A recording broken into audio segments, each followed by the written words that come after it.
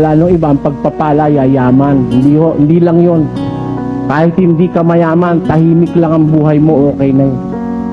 Mas masarap po yung hindi ka mayaman, tahimik. Ang bahay mo, kubo lang. Tumutulo pag umuulan. Konting tiis mga anak, pag tag-ulan lang naman yan. Malamamahay silang tahimik. Wala silang malaking bahay. Pero sila nagkakaunawaan. Masarap yung kaysa sa nakatira ka sa palasyo. Nating magkikita kayo, gusto nyo magbarilan. Kaya sabi ng Tagalog, totoo yun. Mabuti pa ang kubong nakatira tao kaysa sa palasyong ang nakatiray kwago. Diyan, meron akong alam na palasyo, maraming kwago. Sa Bandarya. Kaya sabi ko nga, sa isang pamilya, pagka nanatili yung sinasabi ng Biblia, sabi, ang pagpapala ng Panginoon nasa tahanan ng matuwid.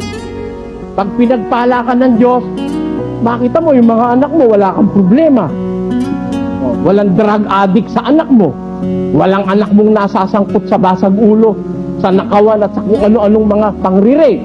Wala. Yung pagpapala ng Diyos, kahit mahirap ka lang sa buhay, tahimik kang namumuhay.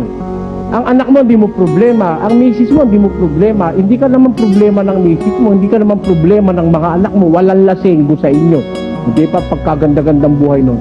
Kahit na ang pera mo, si mabini lang, okay na. Marami ka mang anak, nagkakaunawaan, may pagmamahal, may takot sa Diyos. Sabi ng Diyos, pagpapalain niya, wala kang problema. Magkasakit man, sakit na palagnat-lagnat, sakit ng ngipin, sakit ng ulo. Yan. Pinagpapala ka ng Diyos eh. Tagang Diyos ang nagpala, wala kang kulang eh. Maaaring kulang ka sa pera, kulang ka sa karangalan, wala kang pinag-aralan. Pero, ang kaluluwa mo may contentment. Meron kang kasiyahan.